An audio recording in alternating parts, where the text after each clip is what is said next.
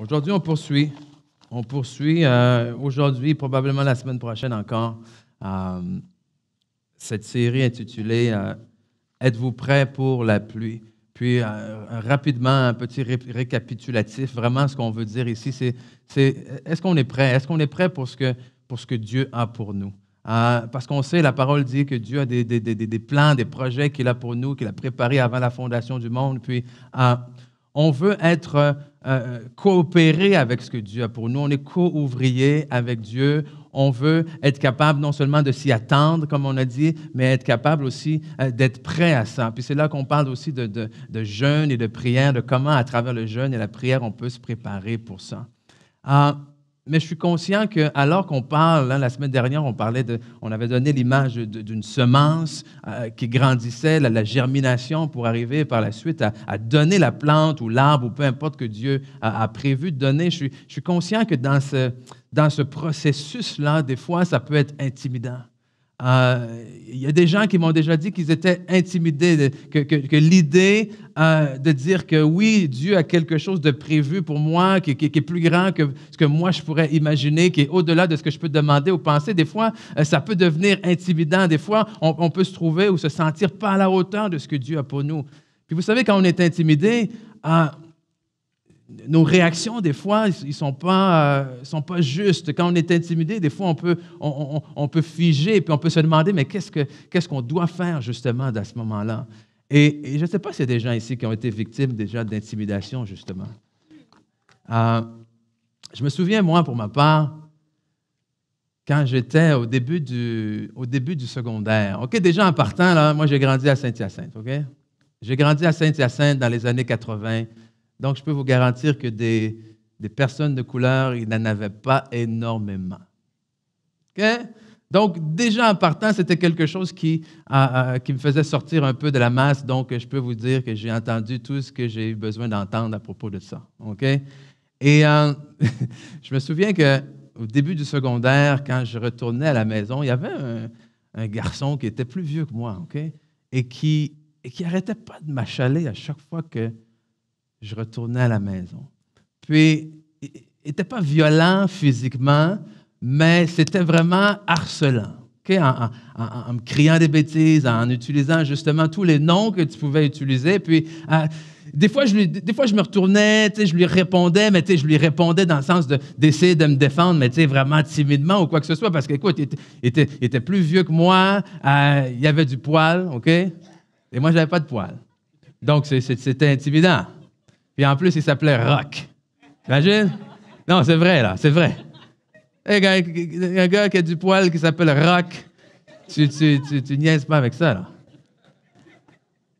Et un jour, justement, on arrive et Rock me croise comme d'habitude et me suit. Puis je me dis, je vais l'ignorer. Vous savez, la bonne technique on va l'ignorer. Je vais laisser passer, puis on est là, puis je m'en vais. Je vois ma maison, elle n'est pas très loin, c'est sur la rue, là. Juste arriver chez nous, ça va être fini. T'sais. Puis je l'ignore, il me crie des bêtises, je dis rien. Puis tout d'un coup, je sens un BAM! Des Doc Martens entre les deux omoplates ici. OK? Parce que j'étais dans la rue, il était sur le trottoir un peu plus élevé. Bam! Il m'a donné un coup de pied. Et là, qu'est-ce que tu fais à ce moment-là? Écoute, les larmes sont là, tu les retiens, il ne faut pas que je lui montre que j'ai mal. Est-ce que je me retourne puis je lui en donne une? Mais on se rappelle, il y a du poil. Alors, à ce moment-là, tu continues, puis tu fais juste comme, j'arrive à la maison. Et ma question pour vous aujourd'hui, en fait, c'est celle-ci. C'est dans le chemin, justement, que Dieu a tracé pour vous. Êtes-vous prêts à vous battre? Et je ne suis pas en train de dire ici que la bonne chose à faire, c'est arrêter de me retourner et commencer à me battre. Ce que je suis en train de dire, par contre, c'est celle-ci. C'est que la semaine dernière, qu'est-ce qu'on a vu? On a vu, êtes-vous prêts à attendre? Et que des fois, on doit simplement attendre, mettre notre confiance à Dieu. Mais soyons honnêtes. Est-ce que ça arrive des fois que pendant le temps d'attente, pendant le temps de foi, pendant le temps de confiance, est-ce que ça arrive que tu reçois quand même des coups? Est-ce que ça arrive qu'au début, tu pars puis tu décides de mettre ta confiance en Dieu, de dire Dieu va pourvoir à tous mes besoins, je le récite, je le confesse, j'y crois, et que pendant que tu marches à tous les jours pour confesser ça, boum, on coupe tes heures au travail. Que tu crois que Dieu est capable de restaurer ton mariage, que Dieu est capable de restaurer ta santé, mais boum, tu vas chez le médecin, on te sort encore quelque chose d'autre. Qu'est-ce que tu fais dans ce temps-là? Est-ce que je me bats? Comment je me bats? Est-ce que j'attends? Est-ce que je continue à simplement faire confiance? Et c'est là ma question. Êtes-vous prêt à vous battre? Parce que des coups, c'est sûr et certain qu'il va en arriver. Amen? Et je dois avouer que personnellement, il y a 2 versets qui, par rapport à ça, j'ai eu de la difficulté pendant longtemps à concilier. Parce que le premier verset, c'est Jésus qui parle en Luc chapitre 6, verset 29, il dit « Si quelqu'un te frappe sur une joue, on le connaît ça, hein? Présente lui aussi l'autre. Tiens, serre-toi. Si quelqu'un prend ton manteau, ne l'empêche pas de prendre aussi encore ta tunique. » OK. Mais j'ai un autre verset où l'apôtre Paul dit ici en 2 Corinthiens chapitre 11, versets 19 et 21, « Car vous supportez volontiers les insensés, vous qui êtes sages. Si quelqu'un vous asservit, si quelqu'un vous dévore, si quelqu'un s'empare de vous, si quelqu'un est arrogant, si quelqu'un vous frappe au visage, vous le supportez. J'ai honte de le dire, nous avons montré de la faiblesse. »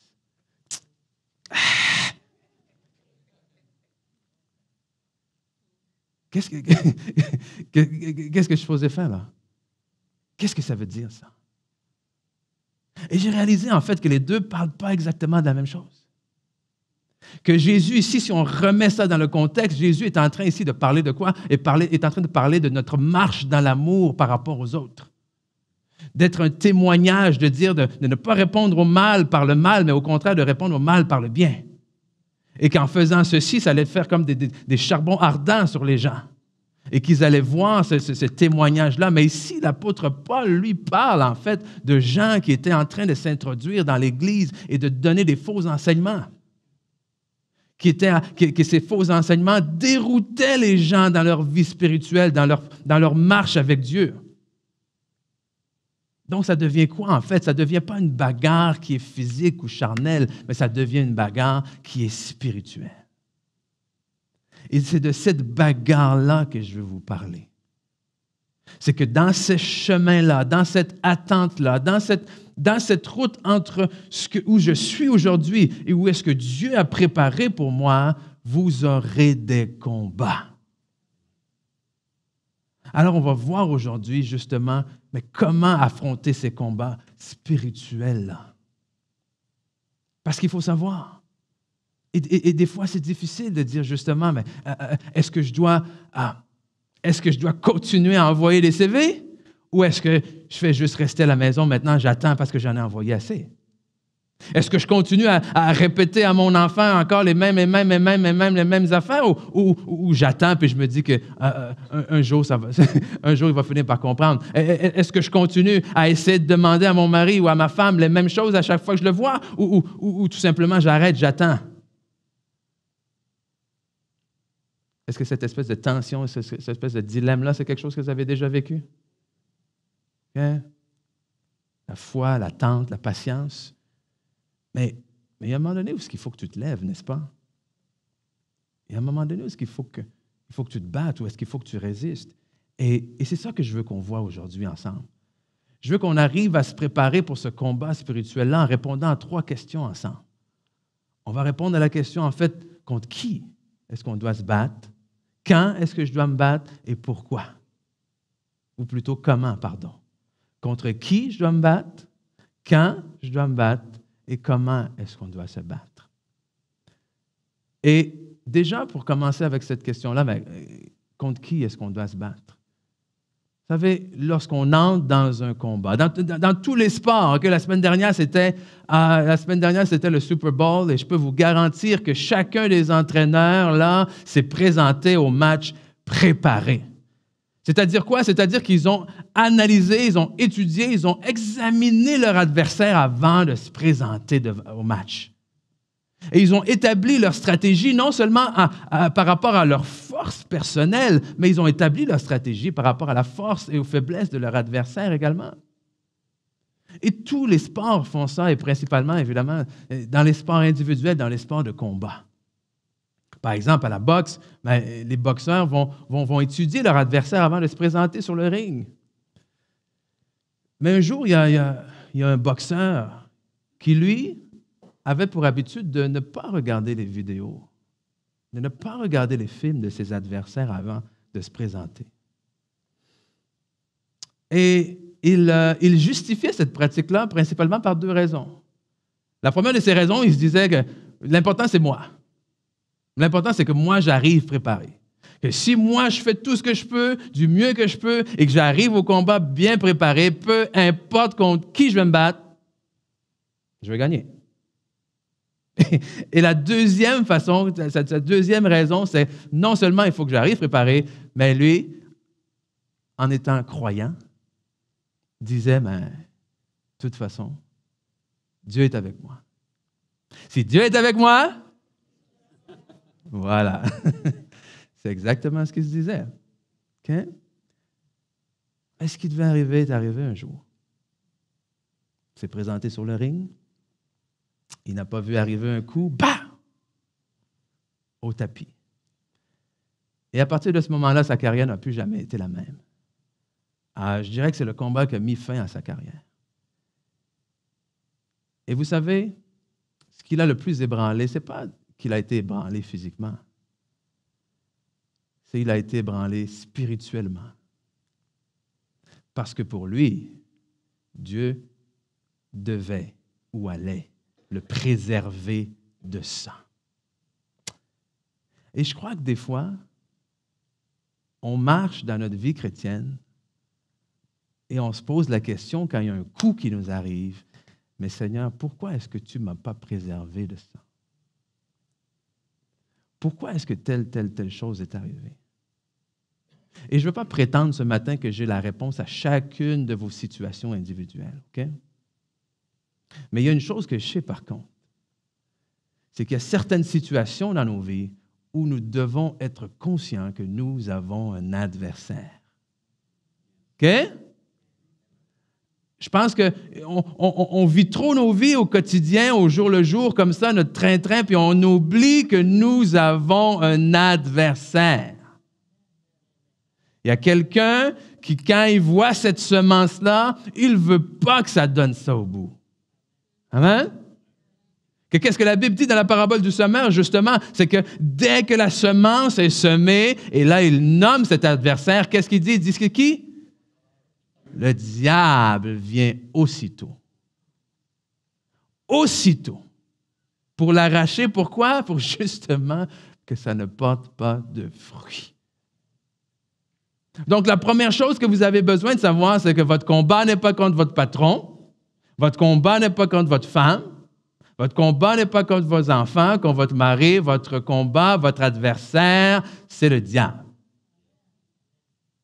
Quand on dit qu'on n'est pas à l'aise de dire ce nom-là. Okay? Mais lui est très à l'aise de vous courir après, par exemple. Okay? Et c'est exactement ce que la Bible nous dit par rapport à ça. Qui est notre adversaire? Le diable qui rôde, comme un lion rugissant. On le voit en 1 Pierre chapitre 5, versets 8 et 9. 1 Pierre 5, versets 8 et 9 nous dit « Soyez sobres, restez vigilants, votre adversaire qui? Le diable. Rôde comme un lion rugissant, cherchant qui il va dévorer. » Ça, c'est verset 8. Il rôde. Il se promène là.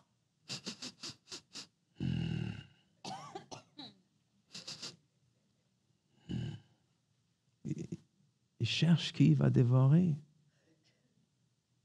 C'est son travail à temps plein. Il n'y a rien d'autre à faire. Il veut empêcher que cette semence-là porte du fruit. Et ultimement, qu'est-ce qu'il veut faire? Ultimement, là, il veut empêcher que votre bouche loue Dieu. Parce que vous savez très bien qu'est-ce qui arrive pendant la tempête, qu'est-ce qui arrive au milieu quand vous recevez un coup. Est-ce que quand vous recevez un coup, vous dites « Oh, gloire à Dieu ». Non, vous dites « Ah, Seigneur, pourquoi ?» Et t'en reçois un autre, puis tu dis « Pourquoi encore? Pourquoi encore? Pourquoi encore? » Jusqu'au jour où, qu'est-ce qui se passe? Arrête de lire la Bible. Tu viens moins souvent à l'église. Tu repousses tes amis chrétiens. Parce que si Dieu est si bon, pourquoi? C'est juste ça qu'il veut. Il veut voler la louange qu'il y a dans votre bouche.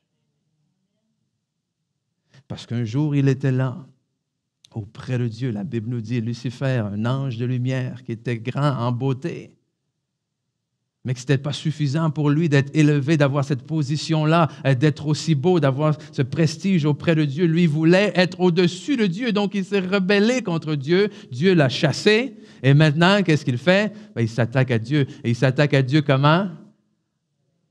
En s'attaquant à sa plus magnifique, sa plus belle des créations, c'est-à-dire nous.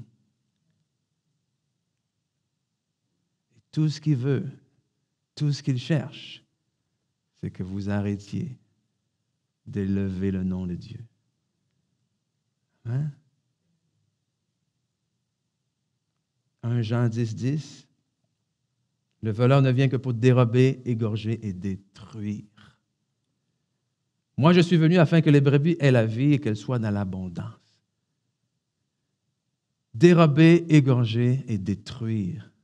Okay? C'est simple comme ça, là. Il veut détruire votre vie. Okay? C'est aussi simple que ça. Il veut détruire votre vie. Il veut voler votre joie. Il veut voler votre louange. Et comment est-ce qu'il s'y prend?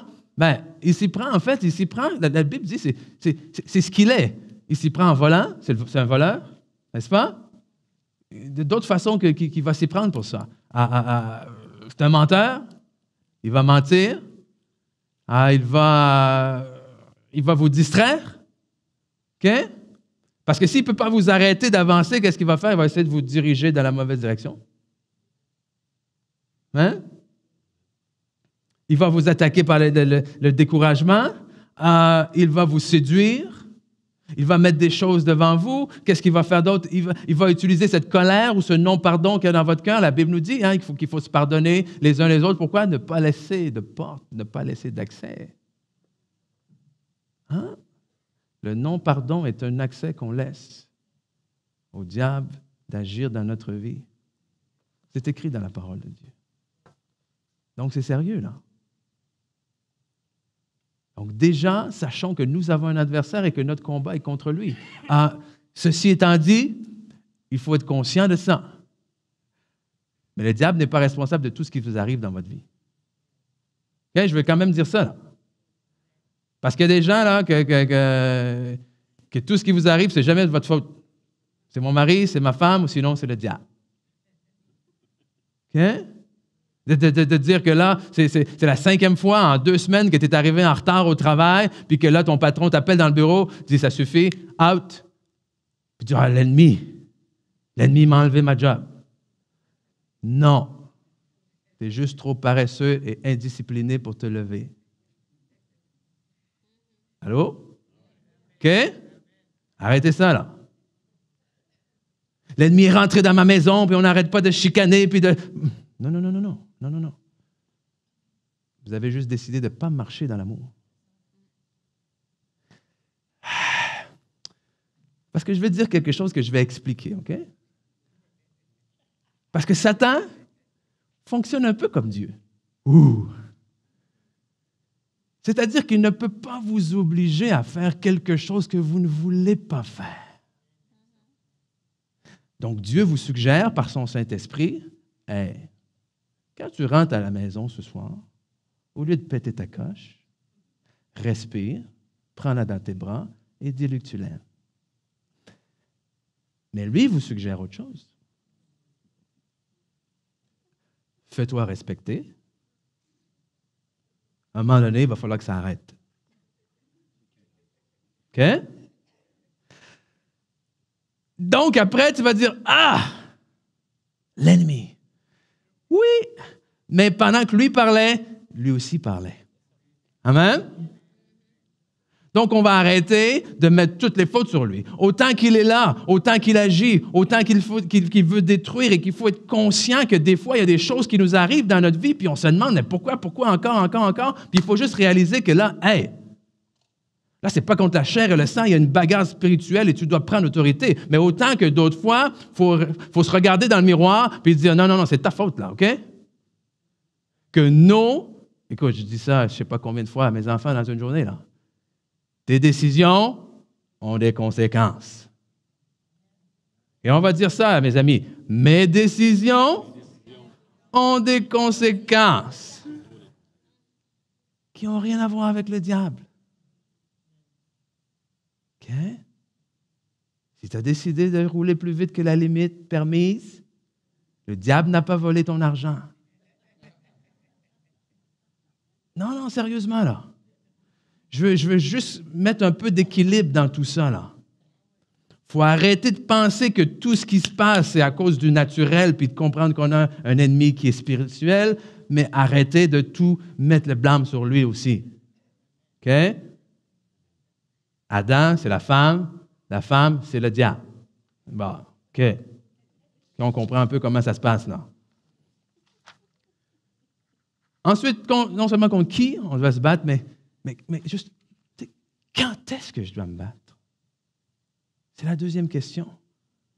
Quand est-ce que je dois prendre position? Dans cette période où est-ce que je dois attendre et faire confiance à Dieu, tu me dis qu'il y a des moments où est-ce qu'il y a des choses qui vont arriver, il faut que je me batte. Mais pourtant, il y a des versets où est-ce que le Seigneur il dit quoi? Il dit juste, sois tranquille, sois calme et tu verras que je suis Dieu, n'est-ce pas?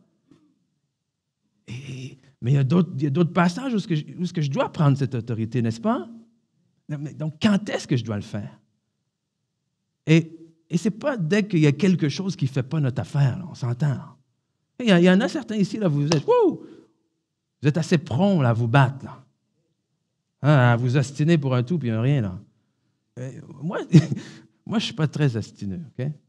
Moi, je suis du genre, là, écoute, tu m'amènes la mauvaise assiette au restaurant, là, je vais la manger quand même.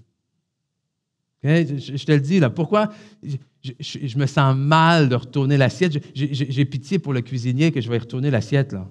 Puis tu vas me dire, écoute, c'est ton droit, là, je le sais, mais je suis comme ça. Tant que c'est chaud et que c'est mangeable, je vais le manger. OK? J'aime pas ça. Fait que c'est pas dans ma nature. Mais l'autre fois, je m'en vais à l'épicerie, puis j'achète quelque chose, un savon. Puis là, c'était 3,99 $. OK? Donc, j'ai 5 $ dans mes poches, puis je me dis, avec 5 $, j'en ai assez, n'est-ce pas? Et là, finalement, elle me donne la facture, elle me dit, ça va faire 5,50 $. Oh, OK, c'est bon. Non, je sors un autre 5 $ de plus, tu sais. Et là, je lui donne. Et là, je prends mon chose, je m'en vais mettre ça dans mon sac, je m'en vais, mais dans ma tête, 1,50 $ de taxes sur 3,99 $. Ça ne marche pas, ça. Et là, tu sais, dans ma nature pas astineuse, je prends, puis je suis pour m'en aller. Et avec, je me dis, c'est pas grave, 50 sous, c'est quoi 50 sous? OK? Mais je ne sais pas trop qu'est-ce qui m'a pris. Je suis retourné. Et là, je m'excuse, madame, écoute. Non, mais tu sais, je vais peut-être faire une erreur, je ne sais pas, c'est peut-être moi. Mais elle m'avait dit 5,50 $, mais il me semble que 4 $, 1,50 $, c'est un peu cher. Fait que là, elle commence à s'ostiner avec moi. Elle dit, non, monsieur, là, c'est ça, c'est ci. Il y avait d'autres clients à la caisse, donc elle était très pressée. Puis elle dit, regardez votre facture, là. Ben oui, justement, vous m'avez chargé 5,50 $. Donc, elle appelle quelqu'un, « Ouais, est-ce que vous pouvez aller vérifier tel produit, blablabla, blablabla. » Tout ça pour réaliser que finalement, c'est moi qui avais raison et qu'il y avait bel et bien une erreur. Donc, qu'est-ce qui est arrivé? C'est que non seulement elle a rectifié les choses, mais parce qu'il y a eu une erreur à la caisse, c'est gratuit. Il me l'a donné gratuit. Et pourquoi je donne cet exemple-là?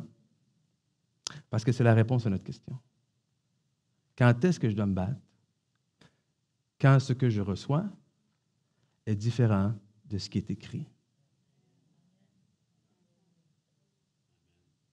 Okay. Quand ce que je reçois, quand ce que je traverse est différent de ce qui m'a été promis. Pas juste de ce que j'ai espéré ou rêvé ou... Non. De ce que Dieu m'a dit.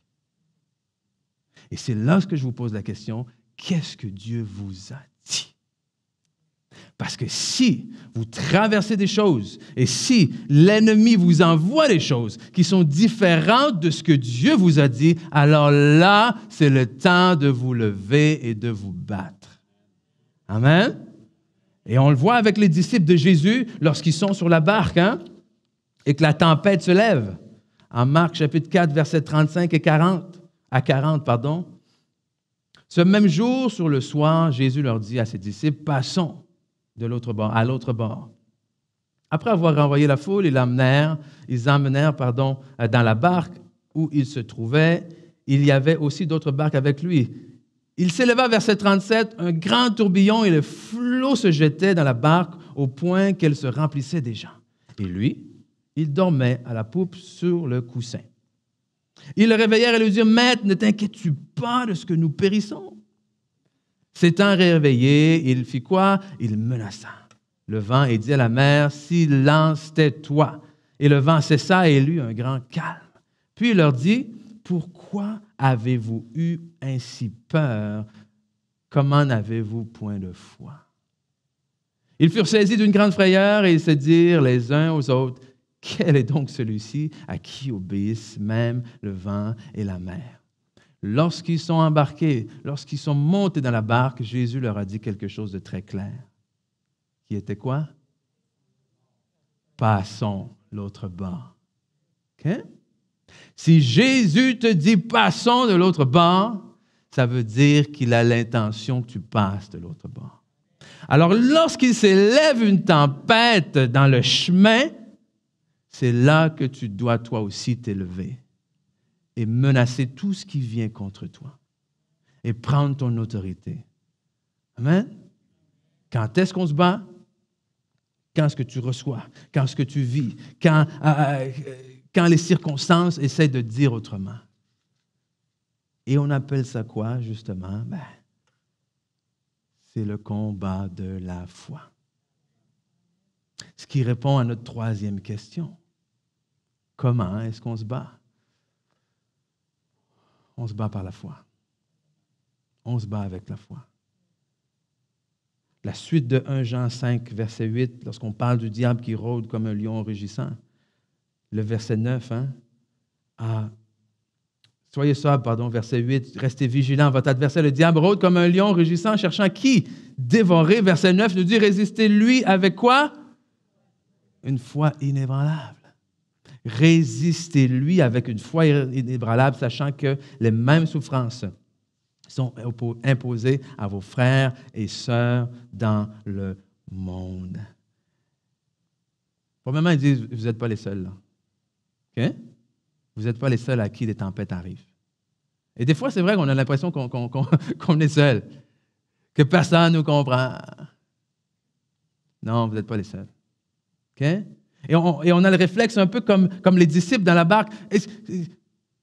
Ne crains-tu pas? Ne te soucies-tu pas qu'on est en train de périr, qu'on est en train de mourir? Tu vois bien ce qui se passe dans ma vie en ce moment, ça ne te dérange pas? Qu'est-ce que tu attends pour agir, Seigneur? Mais qu'est-ce que j'attends pour agir? Je t'ai dit au début, passe de l'autre bord. Donc, c'est à toi maintenant de prendre ta foi et de résister. Et vous voyez le combat, quand on passe le combat, on pense, je vais l'attaquer, il va donner des coups de poing, des coups de pied. Mais souvent, le combat de la foi, c'est quoi? Résister. Tenir ferme. Un peu comme juste l'image justement d'une grande tempête ou d'un grand vent. Tout ce que tu dois faire, c'est te tenir ferme en attendant que ça passe. C'est de résister au découragement, de résister à la peur, de résister au désir d'abandonner, parce que lorsque c'est ça qui arrive, qu'est-ce qui sort de ta bouche? Ce n'est plus une louange à Dieu. Le jour où est-ce que tu cèdes à la peur, c'est la peur qui sort de ta bouche. Le jour où tu cèdes au découragement, c'est le découragement qui sort de ta bouche. Mais résiste. Résiste avec la foi. Résiste par la parole. Et la réaction des disciples m'amène à vous apporter un autre point. Parce qu'à la fin, qu'est-ce qu'ils ont dit? Qui est celui-ci? Et c'est là où je vous dis ce matin que pour que notre foi puisse être inébranlable et solide, elle doit être ancrée dans deux vérités majeures. Et ces deux vérités-là sont les suivantes. Nous devons savoir non seulement en qui mettre notre foi, mais quelle est sa volonté. Nous devons connaître Dieu et connaître la volonté de Dieu également. Parce que la foi commence, on dit souvent, la foi commence là où la volonté de Dieu est connue. Parce que autant que ce n'est pas toujours le diable qui est responsable de ce qui vous arrive dans votre vie, autant on ne peut pas juste mettre notre foi comme ça à n'importe quoi. Amen? Je peux jeûner, je peux prier là, et te dire, Seigneur, quand je vais sortir d'ici, s'il te plaît, plus de neige. Oh, je risque d'avoir un coup dans ma foi, là. Quelqu'un me dira, oui, mais si tu crois vraiment, que viens au secours de mon incrédulité. Ah, je suis désolé. Et je crois que des fois, on est souvent déçus parce qu'on met notre foi dans des choses qui n'ont pas raison d'être. On met notre foi dans des choses qui ne sont pas du tout en ligne avec la parole de Dieu, en ligne avec la volonté de Dieu. Puis vous dites, oui, mais des fois, il y a des choses que je veux, il y a des choses que je prie qui ne sont pas écrites directement dans la Bible. Justement, je n'ai pas dit, il faut connaître Dieu. C'est là que ça devient important de connaître Dieu. C'est là que ça devient important d'apprendre à le suivre, d'apprendre à connaître sa voix, à entendre sa voix. Et c'est ce qui arrive à l'apôtre Paul lorsque lui aussi a été pris dans une tempête. Il s'apprêtait à faire naufrage. En Actes chapitre 27, au verset 21, la Bible nous dit ceci. On n'avait pas mangé depuis longtemps. Alors Paul, se tenant au milieu d'eux, leur dit, « Ô hommes, il fallait m'écouter et ne pas partir de Crète, afin d'éviter ce péril et ce dommage. » Tu sais, on dit souvent, évite de dire, je vous l'avais dit, hein? Bon, je pense qu'il est allé assez direct, lui. Je vous l'avais dit, il fallait m'écouter. Maintenant, je vous exhorte à prendre courage, car aucun de vous ne périra, il n'y aura de perte que celle du navire. Verset 23, un ange du Dieu à qui, quoi? J'appartiens et à qui je sers, m'est apparu cette nuit. Et il m'a dit, Paul, ne crains point, il faut que tu comparaisses devant César, et voici, Dieu t'a donné tous ceux qui naviguent avec toi. C'est pourquoi, hommes, rassurez-vous. Oh, j'aime tellement ces phrases. Pourquoi? Car j'ai cette confiance. On va dire ensemble, j'ai cette confiance en Dieu, qu'il en sera comme il m'a été dit. Vous voyez les deux éléments? Dieu et ce qui t'a été dit. Tu dois connaître Dieu et tu dois savoir ce que Dieu t'a dit. C'est la seule manière d'avoir vraiment une foi qui est ancrée. Parce que sinon, c'est un vœu. OK? J'espère que. Oh, je souhaite que. OK. Prends ton souhait, prends ton vœu et essaie de l'ancrer dans la parole maintenant. OK? Essaie de l'appuyer, de trouver un verset, quelque chose. Ensuite, prends ça et va devant Dieu avec.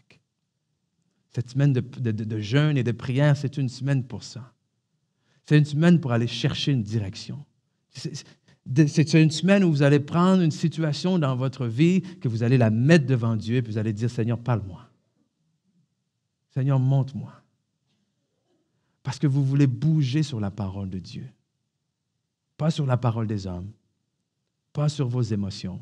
Vous voulez bouger et croire sur la parole de Dieu. J'aime tellement ça. Car j'ai cette confiance en Dieu qu'il en sera comme il m'a été dit. Amen. Parce que vous savez, la vie chrétienne, peut-être qu'il y en a pour qui c'est nouveau, ceux d'entre vous qui êtes chrétiens depuis quelque temps, ce n'est pas toujours rose, n'est-ce pas? Ce n'est pas toujours facile. Et quand on accepte le Seigneur, ce n'est pas un billet vers justement une vie exempte de difficultés. Que si on est honnête, on traverse des choses que des fois, on n'arrive pas à expliquer. Que moi-même, il y a des gens qui viennent me voir, qui me posent des questions, qui traversent des situations, puis si je suis honnête, il y a des choses que je n'arrive pas à expliquer moi-même. Je ne sais pas pourquoi tu traverses ça. Je ne sais pas pourquoi telle chose t'est arrivée. OK?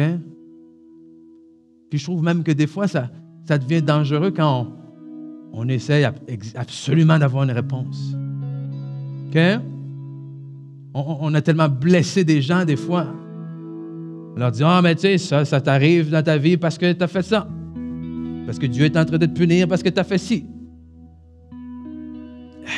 Puis on parle de quel chef, là? On parle de quel droit? On dit des choses qui sont juste émotionnelles, des jugements dont on n'a aucune certitude.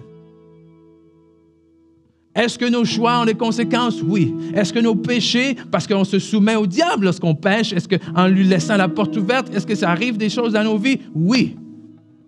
Hein? Mais nous avons aussi cette assurance dans la parole de Dieu qui nous dit que celui qui est en nous, comment? Celui qui est en nous est plus grand. Celui qui est en nous est plus fort. Celui qui est en nous est plus puissant que celui qui est dans le monde. C'est que si vous avez besoin d'étudier votre adversaire, oui. Mais quand on étudie notre adversaire, il ne faut jamais oublier que celui qui est avec vous est beaucoup plus grand que ça. Que lorsque Dieu a envoyé son peuple aller examiner la terre promise, aller à Canaan pour dire « Regardez la terre, regardez ses habitants », ce n'était pas pour qu'ils reviennent effrayés. Il y en a qui n'ont rien compris. Ils disent « Oh, voici ce qu'on a vu, on a peur, on n'y arrivera jamais. » Non, non, non, non. Dieu voulait participer avec eux. Allez-y, faites vos stratégies, mais je veux que tu reviennes aussi avec des fruits du pays pour montrer au peuple, voici ce qui vous attend de l'autre côté. Pas parce qu'il y a des géants, parce que celui qui est avec vous, celui qui vous a dit, c'est cette terre-là que je vais vous donner. Celui qui vous accompagne est beaucoup plus grand que ceux qui sont là-dessus en ce moment. Et c'est la même chose pour vous aujourd'hui. Que peu importe ce que vous traversez, il faut connaître Dieu et connaître ce qu'il vous a dit. Ne négligez pas votre adversaire. Je ne veux pas que vous sortiez d'ici en ayant peur du diable. C'est lui qui devrait avoir peur de vous. J'ai dit, c'est lui qui devrait avoir peur de vous. Parce que sinon, pourquoi est-ce qu'il vous attaquerait? Amen? Oh, parce qu'il sait qu'est-ce qu'il y a dans la semence qui a été mise en vous. Amen? Les fruits que vous êtes appelés à porter, les vies que vous êtes appelés à changer, le témoignage qui est appelé à sortir de votre bouche. Donc, ayons cette conviction, cette confiance à Dieu. Oh, parce que des fois, il y a peut-être juste ça qu'on peut dire. Hein? Honnêtement, là. Il y a des situations devant lesquelles la seule chose qu'on peut dire, qu'on trouve la force de dire, c'est « J'ai confiance en toi, Seigneur, qu'il en sera comme tu m'as dit. » J'ai aucune idée comment ça va arriver. Je ne veux même pas essayer de penser à comment ça va arriver. Je n'ose même pas me faire des attentes. Tout ce que je peux dire, c'est j'ai cette conviction, c'est ce que tu m'as dit dans mon cœur. Et j'ai confiance en toi qu'il en sera comme tu m'as dit. Amen. Oh, hallelujah. On va se lever ce matin.